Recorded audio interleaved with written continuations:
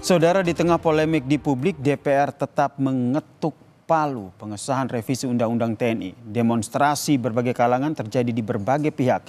Namun karena undang-undang telah disahkan, kini jalan menggugat aturan itu berada di Mahkamah Konstitusi.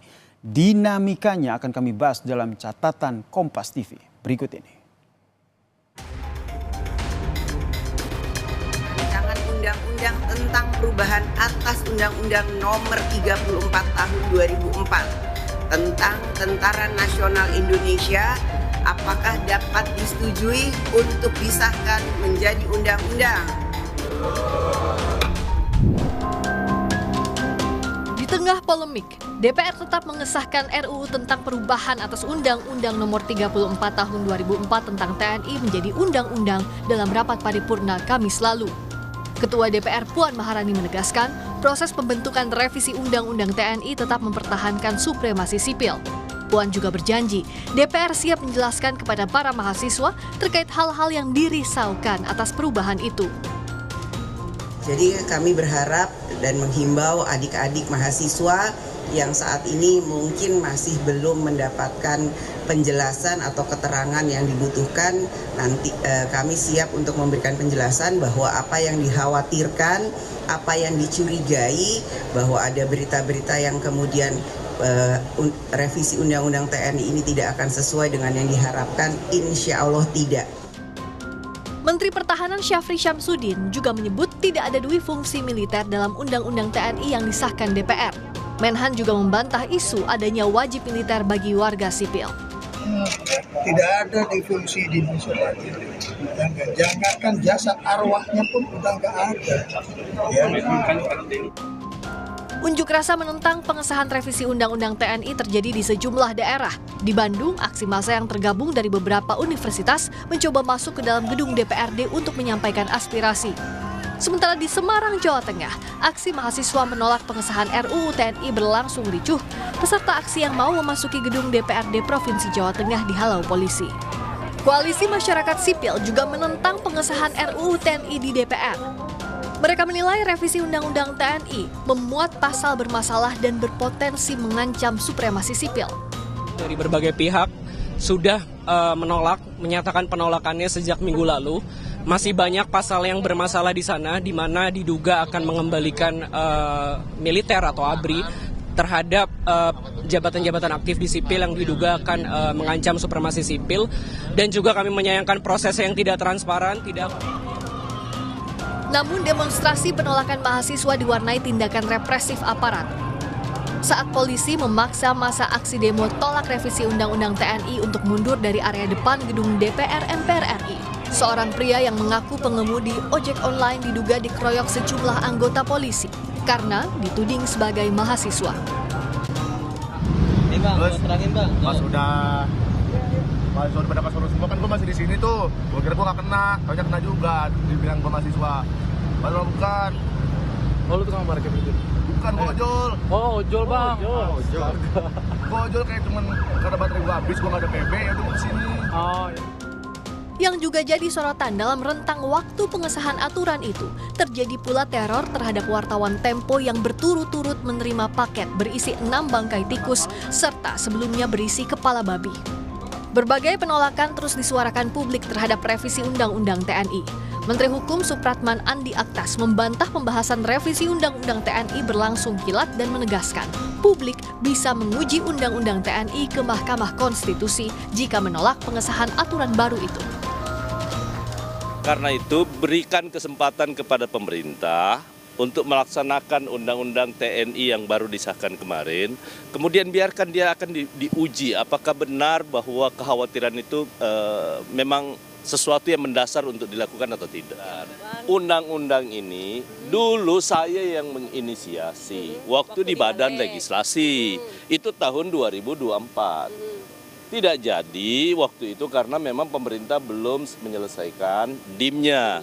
Karena itu menjadi carry over. Kalau teman-teman bilang nggak ada pembahasannya kilat, kemudian yang kedua tidak ada komunikasi sama sekali. Itu dari periode sebelumnya. 7 mahasiswa Universitas Indonesia mengajukan uji formil atas Undang-Undang TNI yang baru disahkan pemerintah pada Kamis lalu.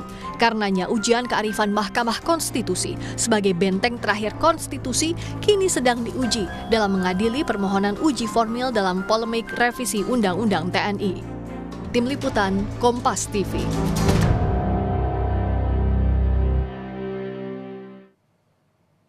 Setelah DPR mengesahkan revisi Undang-Undang Nomor 34 Tahun 2004 tentang TNI, Ketua DPR Puan Maharani menyebut perubahan hanya mencakup 3 poin utama yang telah disepakati dalam pembahasannya, Saudara. Perubahan pertama ini terdapat pada pasal 7 yang mengatur tugas pokok TNI dalam operasi militer selain perang, Saudara. Sebelumnya jumlah tugas pokok dalam operasi militer selain perang sebanyak 14, namun kini bertambah menjadi 16 tugas, Saudara. Penambahan itu meliputi membantu dalam upaya menanggulangi ancaman pertahanan siber, serta melindungi dan menyelamatkan warga negara serta kepentingan nasional di luar negeri.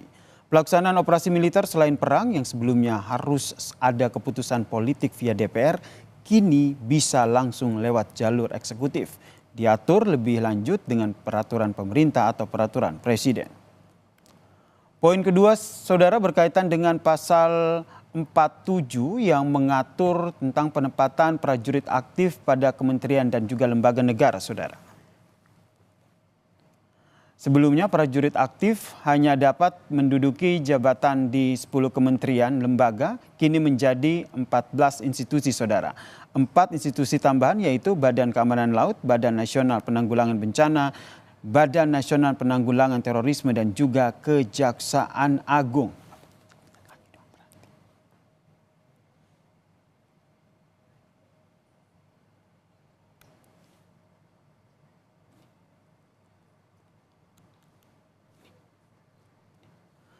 Perubahan ketiga terdapat pada pasal 53 yang memberikan ataupun yang berkaitan dengan usia pensiun prajurit, Saudara. Dalam revisi ini masa dinas keprajuritan mengalami penyesuaian.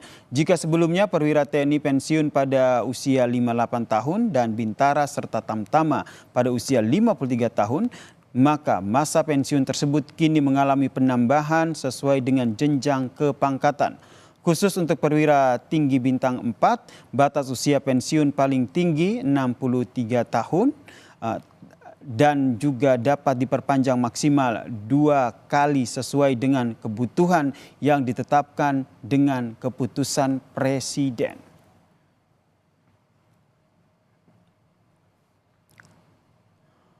DPR mengesahkan rancangan Undang-Undang TNI menjadi undang-undang di tengah penolakan sejumlah kalangan, termasuk mahasiswa, Saudara. Aksi penolakan didasari kekhawatiran kembalinya difungsi ABRI di era Orde Baru. Meski DPR memastikan pengesahan Undang-Undang TNI ini dilandasi semangat supremasi sipil, pengawasan kolektif publik terhadap peran dan juga fungsi TNI sangat diperlukan, Saudara. Memastikan supremasi hukum dan juga supremasi sipil adalah amanat reformasi yang harus dikawal bersama. Kebebasan berpendapat dan juga berdemokrasi secara bertanggung jawab harus tetap ada. Trauma masa lalu akan rezim otoriter dan juga represif harus jadi pelajaran berharga bangsa ini. Kesejahteraan masyarakat bisa dicapai dengan tata kelola negara yang baik, akuntabel dan juga menjaga kedaulatan hukum, bukan dengan cara kekerasan dan anti demokrasi.